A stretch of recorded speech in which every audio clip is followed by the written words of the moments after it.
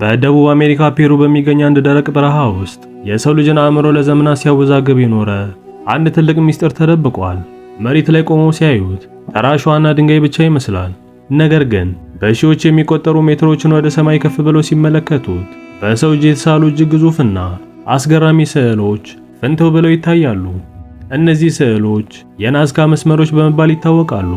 ነገር ግን ትልቁ ጥያቄ ይሄ ነው። አውሮፕላን ወይም ማንኛውም በረራ ባልነበረበት ከ2000 ዓመታት በፊት የጥንቶቹ የናዝካ ሰዎች እነዚህን ከሰማይ ብቻ ሊታዩ የሚችሉ ግዙፍ ስዕሎችን እንዴትና ለምን ሳሏቸው? አንዳንዶች ይህ የውጭ ዓለም ፍጡራን ሥራ ነው ይላሉ። ሳይንስ ግን የራሱ የሆነ አስገራሚ መልስ አለው። ሰላም ጤና ይስጥልን ውድ የሃሁ ዩቲዩብ ቻናል ቤተሰቦች፣ እንኳን ወደ ቻናሉ በደህና መጡ። ዛሬ የዓለማችንን ትልቁን የአርኪኦሎጂካል እንቆቅልሽ የናዝካ ሳይንስን በጥልቀት እንመረምራለን። ቪዲዮ ላይክ በማድረግ አብራችሁን ተጓዙ። የናዝካ መስመሮች ከአንደኛው እስከ 8ኛው ክፍለ ዘመን በነበረው የናዝካ ስልጣኔ የተሰሩ ግዙፍ የመሬት ላይ ስዕሎች ናቸው። ይህ ስፍራ ከሊማ ከተማ 400 ኪሎ ሜትሮች ርቆ በሚገኘው የናዝካ በረሃ ውስጥ ይገኛል። በዚህ በረሃ ውስጥ ከ800 በላይ ቀጥ ያሉ መስመሮች፣ 300 የጂኦሜትሪ ቅርጾችና ከ70 በላይ የእንስሳትና የእጽዋት ስዕሎች ይገኛሉ። አንዳንዶቹ መስመሮች እስከ 48 ኪሎ ሜትር ርዝመት ሲኖራቸው፣ የእንስሳቱ ስዕሎች ደግሞ የ3 የእግር ኳስ ሜዳዎችን የሚያክል ስፋት አላቸው። አስገራሚው ነገር እነዚህ ስዕሎች የተሳሉት በዓለማችን ላይ እጅግ ደረቅ በሆነና ዝናብ በማይዘንብበት በረሃ ላይ መሆኑ ነው። ይህም ስዕሎቹ ሳይጠፉ ለሺህ ዓመታት እንዲቆዩ አስችሏቸዋል። እነዚህ መስመሮች ለዘመናት በአካባቢው ነዋሪዎች ዘንድ ቢታወቁም የዓለምን ትኩረት የሳቡት ግን በ1920ዎቹና 30ዎቹ የንግድ አውሮፕላኖች በበረሃው ላይ ማቋረጥ ሲጀምሩ ነበር። አብራሪዎቹ ከላይ ሆነው መሬቱን ሲመለከቱ ማመን አቃታቸው። መሬቱ ላይ የተሳሉ ግዙፍ አውራ ጎዳናዎችና የእንስሳት ምስሎች አውሮፕላን ማረፊያ ይመስሉ ነበር። ይህንን ምስጢር ለመፍታት እድሜዋን ሙሉ የሰጠችው ጀርመናዊቷ የሂሳብ ሊቅ ማሪያ ራይክ ነበረች። እሷ የናዝካ እመቤት በመባል የምትታወቅ ሲሆን ለ50 ዓመታት ያህል በበረሃ ውስጥ በመኖር የእነዚህ መስመሮች ሂሳባዊና ስነ ፈለጋዊ ምስጢር ስትመረምር ቆይታለች።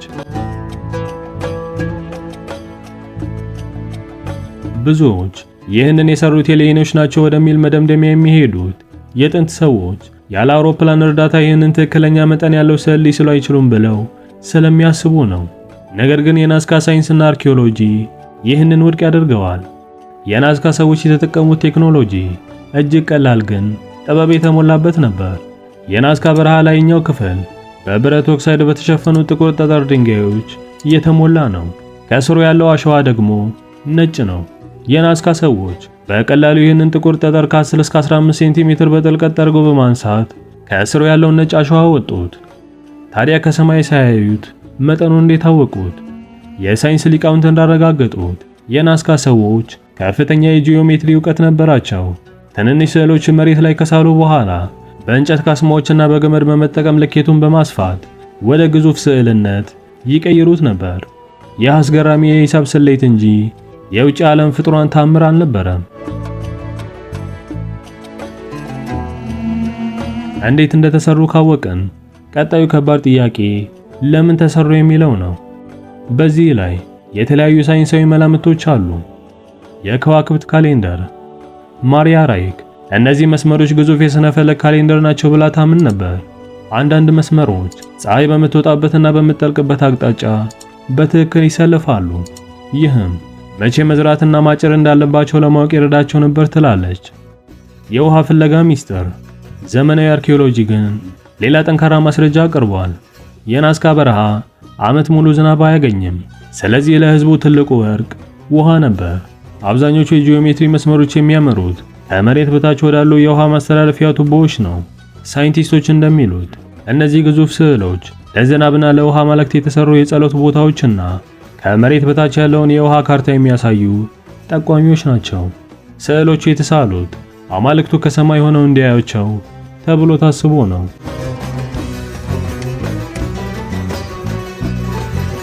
ይህንን ያህል የረቀቀና የሂሳብ ምህንድስና ሳይንስ የነበረው ማህበረሰብ እንዴት ጠፋ? ሳይንቲስቶች እንደሚሉት የናስካ ማህበረሰብ መጥፊያ ምክንያት የአየር ንብረት ለውጥ ነው። በአካባቢው የተከሰተ ከባድ የኤልኒኖ ማዕበልና የጎርፍ መጥለቅለቅ ለእርሻ ብሎ ዛፎችን በብዛት ከመቁረጣቸው ጋር ተዳምሮ መሬቱን ለከባድ የአፈር መሸርሸር ዳረገው። ስልጣኔያቸው ቢፈርስም በረሃው ላይ ጥለውት ያለፉት ጥበብ ግን አሁንም ድረስ ዘመናዊ ሳይንስ እያስገረመ ይገኛል። የናስካ መስመሮች የሰው ልጅ አእምሮ ከዘመኑ ቀድሞ ምን ያህል መራመድ እንደሚችል የሚያሳይ ሕያው ምስክሮች ናቸው።